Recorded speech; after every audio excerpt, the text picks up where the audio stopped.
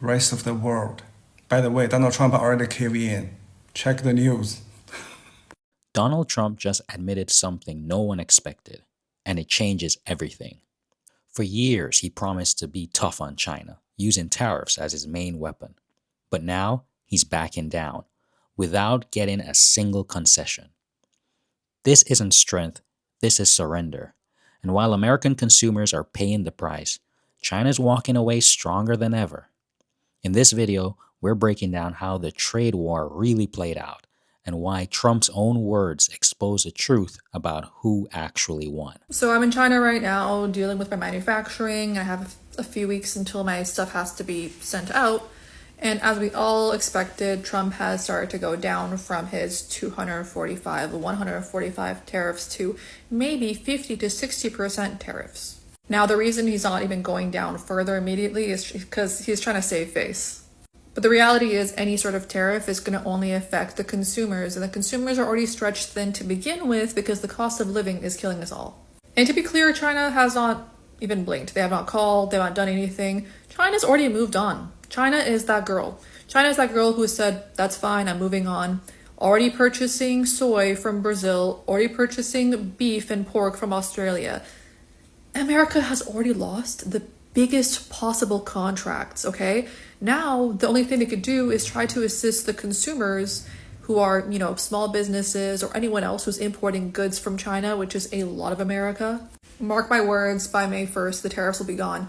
But the thing is, China will not come back, okay? China will not give the contracts back to the farmers for beef. They will not give the contracts back to the farmers for soy, because they've moved on and they have no reason to renegotiate with someone who can easily disrupt them all over again when the other countries will not do that. While the intention behind tariffs is to punish China economically, the reality is that they drive up costs for US companies importing goods from China. These costs are then passed on to the consumers in the form of higher prices for everyday products. Here's why this matters. Small businesses bear the brunt. Small businesses like the speaker, her manufacturing operation rely heavily on affordable imports from China. Tariffs make it harder for them to compete, forcing them either to raise prices or absorb the extra costs. And as a result, consumers are stretched thin. With inflation already squeezing household budgets, adding tariffs into the mix only worsens the problem. Trump's decision to reduce tariffs from 145% to a potential 50 or 60%. Now, it's framed as an attempt to save face, but the damage has already been done. Consumers and businesses are still paying the price for a policy that hasn't delivered meaningful results. And as she pointed out, China hasn't blinked. Instead of scrambling to negotiate with Trump, China has simply moved on. Here's what that looks like in practice. China has shifted its focus to other countries, purchasing soy from Brazil and beef and pork from Australia. These contracts aren't coming back to the US. Once lost, they're gone for good. And unlike Trump's reactive approach, China plays a long game. By securing alternative suppliers and markets, they've insulated themselves from future disruptions caused by US policies. China isn't desperate to renegotiate because they've already adapted in response to the tariffs. This underscores a fundamental truth. You can't bully a global economic powerhouse into submission. Now, she predicts that by May 1st, the tariffs will be completely gone, but also warns that China won't be giving those contracts back to American farmers or businesses. And she's right. The trust is broken. Farmers and businesses in the US relied on stable trade relationships with China, but those relationships were disrupted by unpredictable tariff policies. Once China finds reliable alternatives, there's no incentive to return to a volatile partner. Right? Countries like Brazil and Australia are eager to fill the void left by the US. They offer competitive pricing, consistent quality, and fewer geopolitical headaches. Why would China go back to dealing with the US when they've found better options? Well, they're now calling Trump the humiliated clown. And I can't say I blame them after this circus. Trump has announced that he is backing off the tariffs on China already, terrified of the consequences of his own actions. So here's what happened. He had a meeting with the CEOs of Walmart, Home Depot, and Target. And they got out the crayons and explained to him in very small words that there wasn't going to be food on the shelves anymore. Now, Trump was already on edge. The stock market was collapsing on the news that Trump was considering firing Powell from the Fed. Just talking about it tanked the market. So he chickened out of that on Tuesday. And now he's chickening out of tariffs on China. He said he will reverse them by half. Trump is begging China to call him. But now they have the upper hand.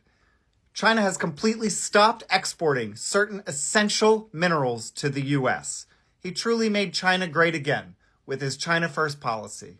Tariffs are easy to announce, but incredibly hard to sustain when they start hurting your own economy. And hurt it did, big time.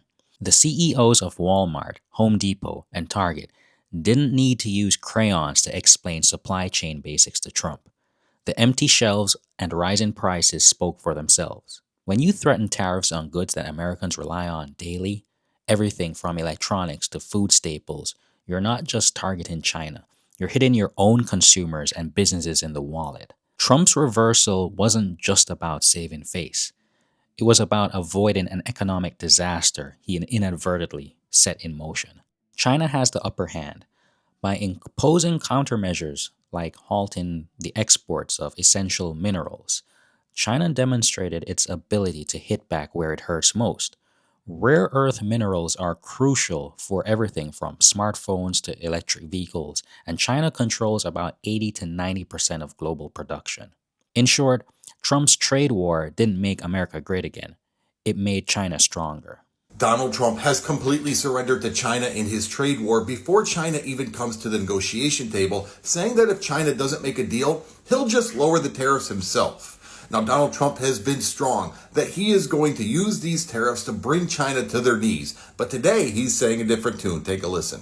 Come down substantially, but it won't be zero. Say, no, I'm not going to mention COVID. I'm not going to say, oh, I'm going to play hardball with China. I'm going to play hardball with you, President Xi. No. We're going to be very...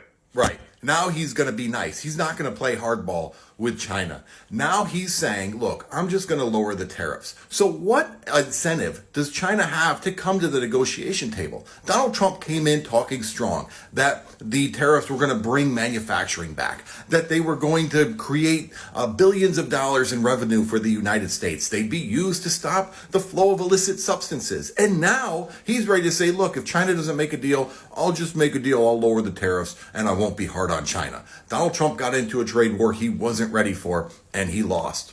At the start of his presidency, Trump positioned himself as a tough negotiator who would use tariffs to bring China to its knees.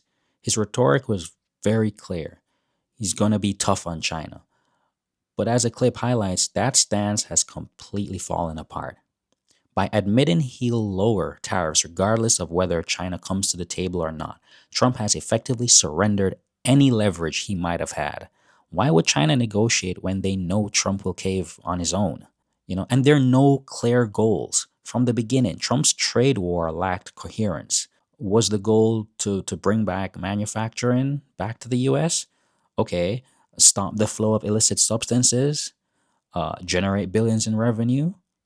Well, none of these objectives were achieved. Instead, the tariffs hurt American consumers, farmers, and businesses while failing to weaken China's economy. This clip also underscores China's strategic patience. While Trump scrambled to adjust his policies in response to domestic pressure, China stayed calm and waited him out. There's no rush to negotiate. China knows that time is on their side. As long as they can absorb short-term pain and find alternative markets, they don't need to rush back to the negotiating table. Trump's admission that he'll lower tariffs without concessions from China proves just how ineffective his approach was. Instead of forcing China to blink, he blinked first, and China didn't even have to try.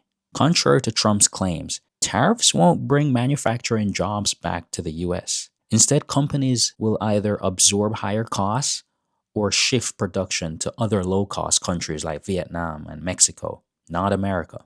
Tariffs were supposed to generate billions for the US, but much of that burden fell on the American businesses and consumers instead.